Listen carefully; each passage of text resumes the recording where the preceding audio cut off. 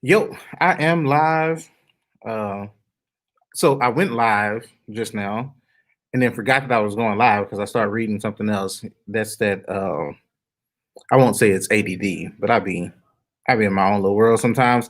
So hey, today I am going to help some people increase their sales by improving their marketing. I am going to share, and actually, my name is Antoine Chambers of Antoine Chambers Consulting, and today we're going to learn how to increase your sales.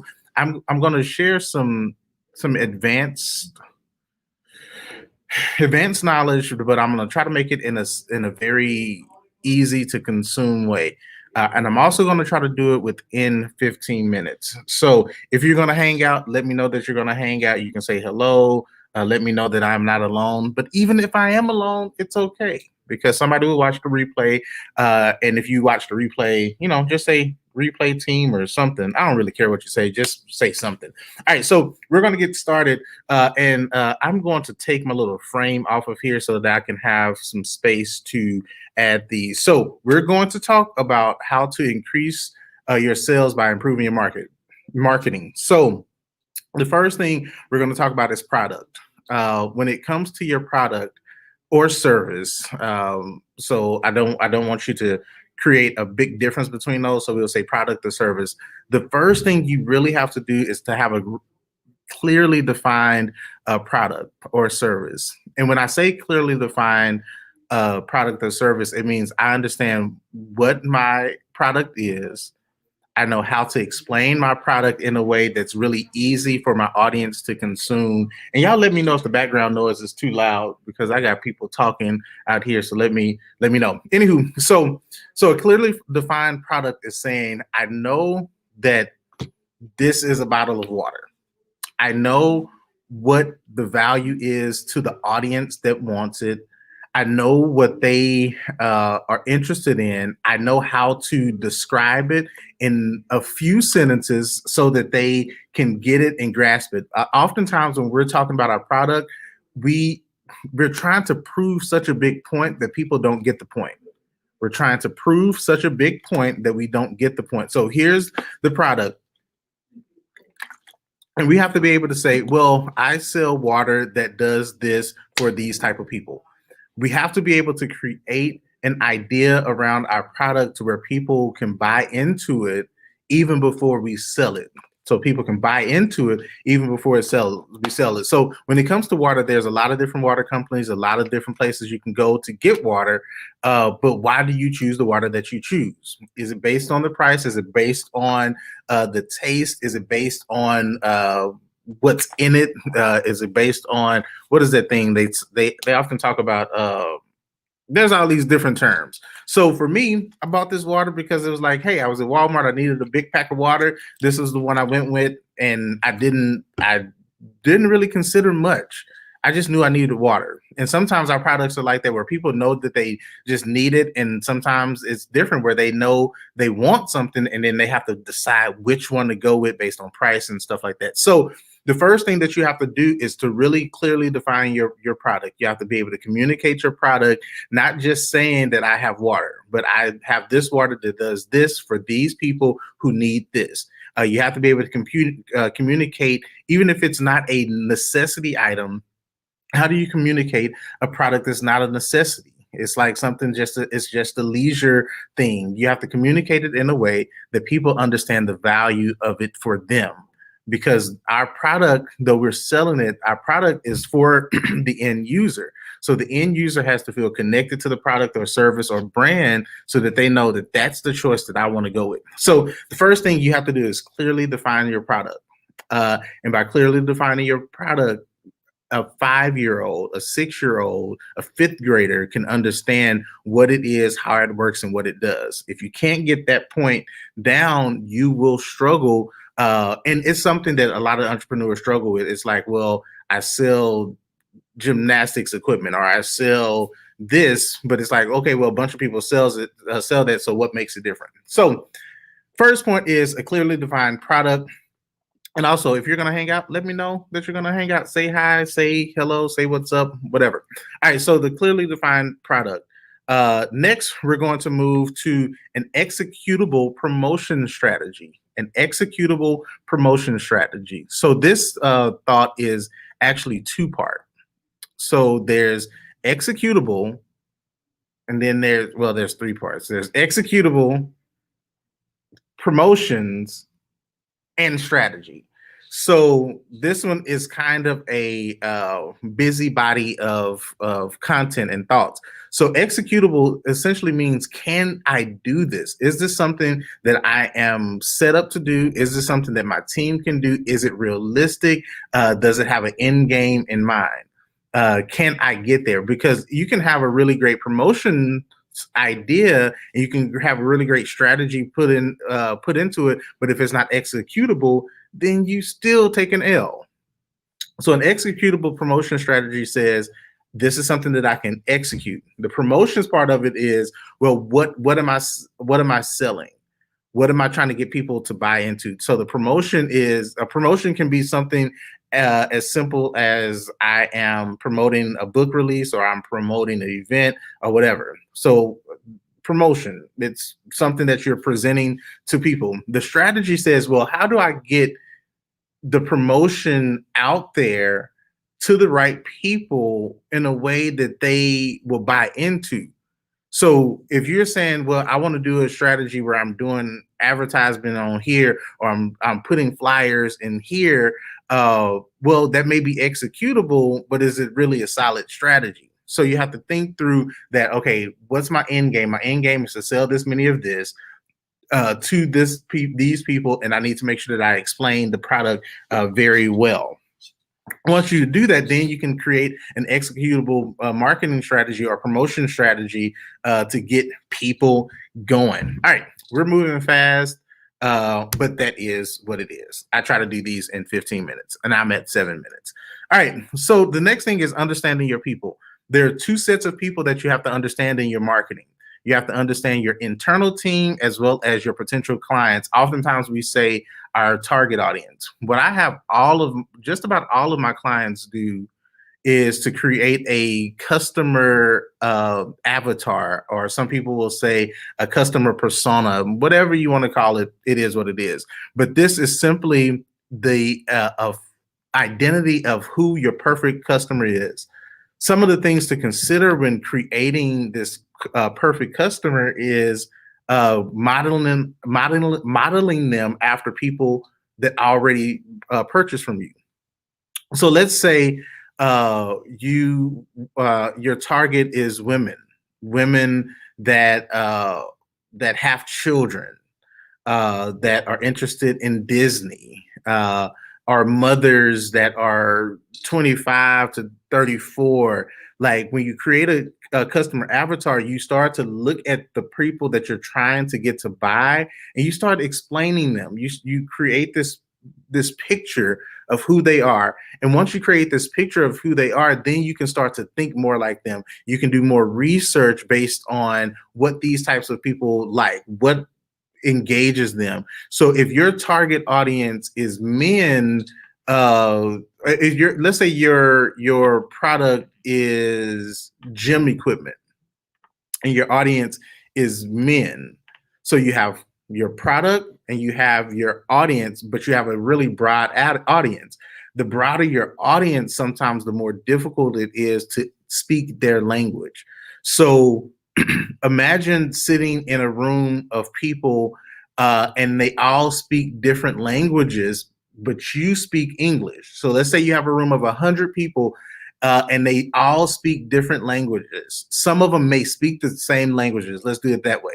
Some of them may speak the same language, but not all of them speak the same language. So you're in, hey, Tahoya. So you're in this room, you're speaking to 100 people.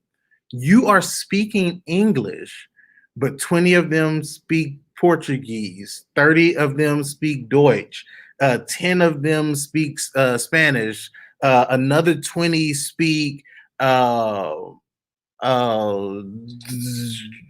patois. They speak these different languages, but you are sitting in front of them speaking English. And you're not talking to them. You're speaking to them, but you're not talking to them because they can't understand. So when you are doing your customer avatar, you must create this picture of who your customer is, what language they speak, what activities they like to do, if they're single, if they're married, if they're tall, if they're short, if they're happy, if they're sad.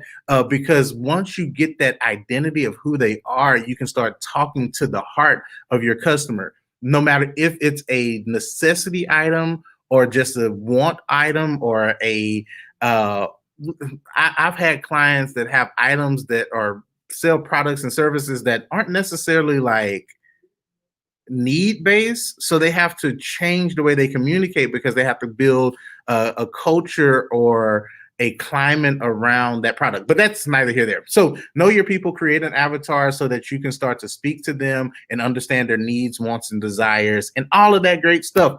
Moving forward, I got 4 minutes to finish these last 2 points.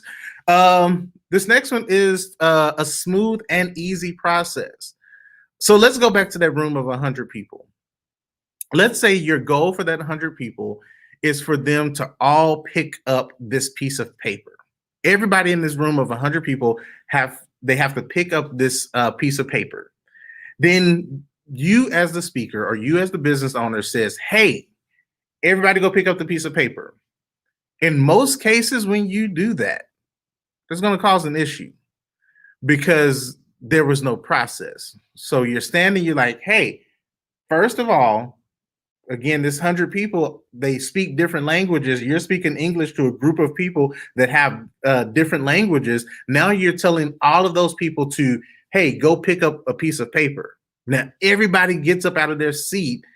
Or the people that speak English get up out of their seat and they start going to the piece of paper. Then the other people that don't speak English start following because they're not sure what's going on, but they see the crowd moving.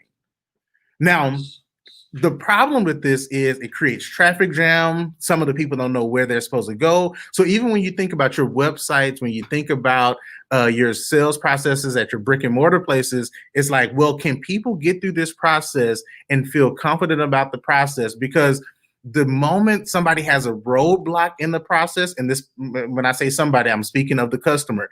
When the customer has a roadblock in your process, it diminishes the likelihood of them giving you money.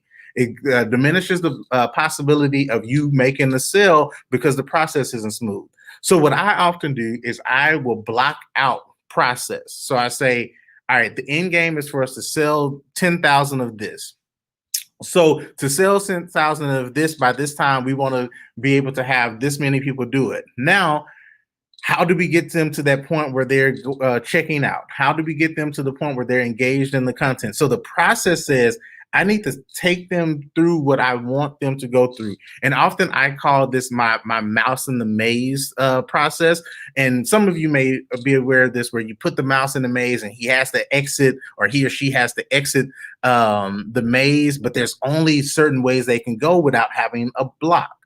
So when we go back to this example of you speaking in front of 100 people, how much more effective would it be if you were to say, well, these 100 people need to go pick up this piece of paper. We're going to start with the first row. The first row is going to go to the left, and then they're going to go this way after you pick up this, blah, blah, blah, blah, blah. Your business is the same way.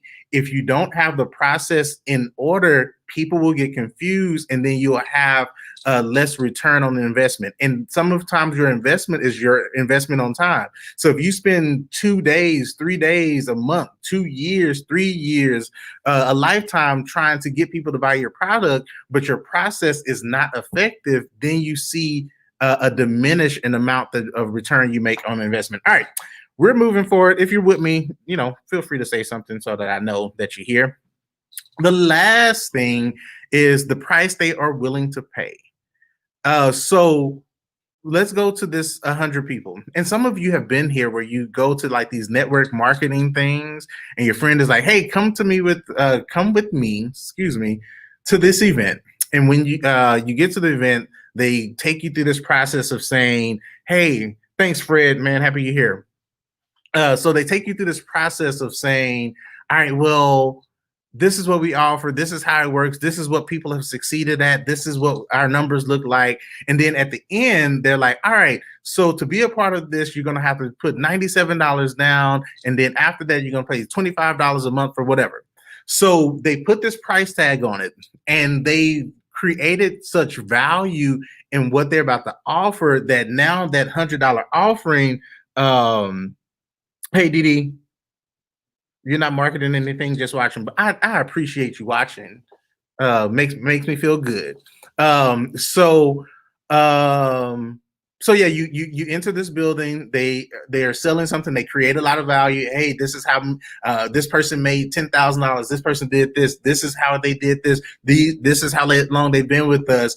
And then they name that price. So when you name your price, if we go back to the very beginning of this conversation, we talked about defining your product, your promotion strategy, and understanding your people. A part of understanding your people is knowing what they're willing to pay.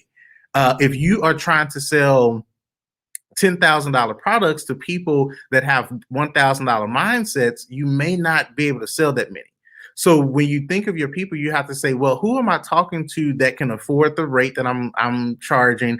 Who am I talking to that will appreciate the product? And is it the right thing for them? So when you're dealing with your pricing for your product, you have to say, not is my price too high or too low, but is the audience I'm talking to right or wrong? Because you can be talking to the right people that will pay more, but then you're offering too low of a price, or you're undervaluing yourself and then end up not being able to make the money that you want.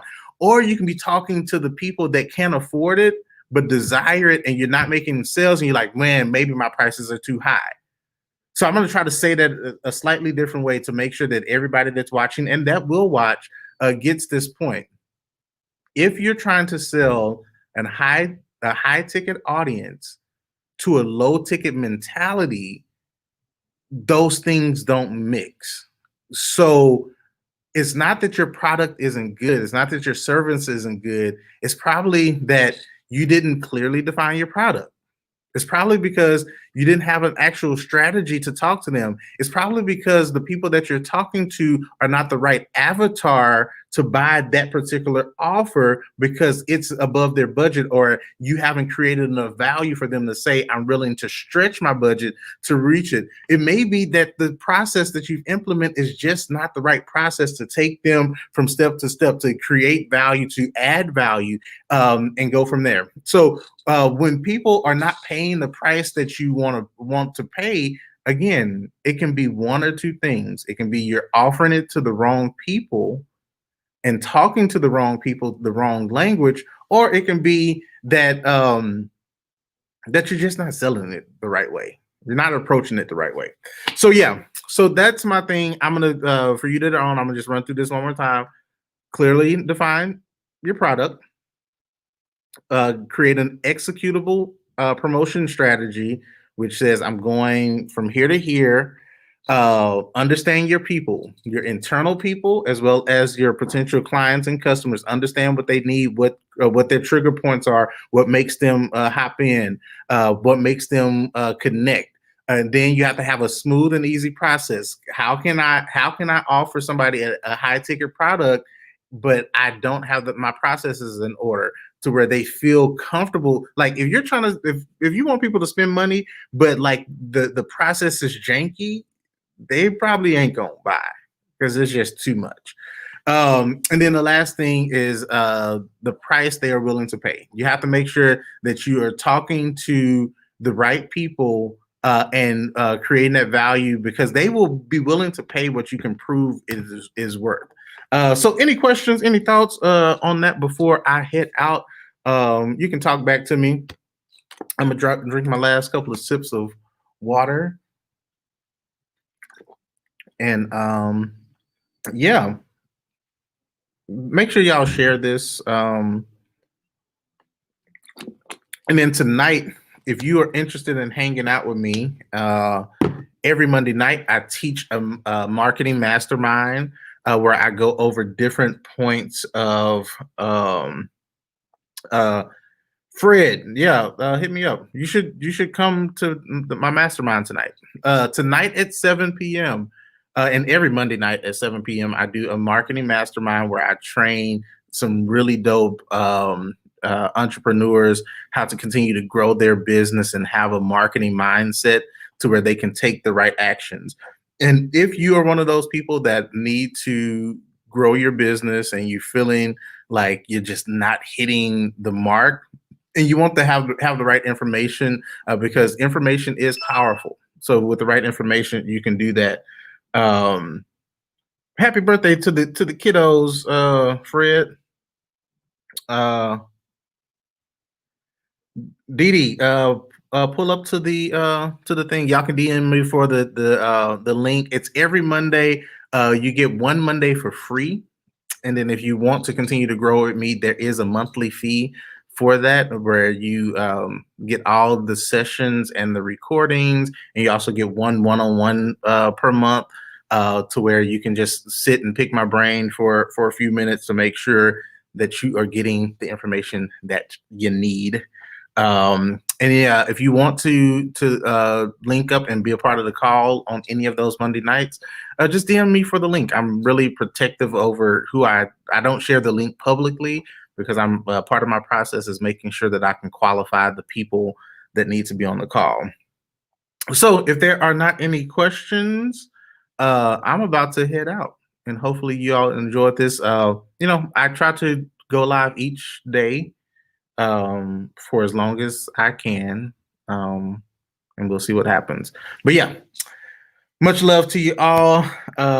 Didi, you're welcome. Fred, hope to hear from you soon. And I'm out of here. Peace.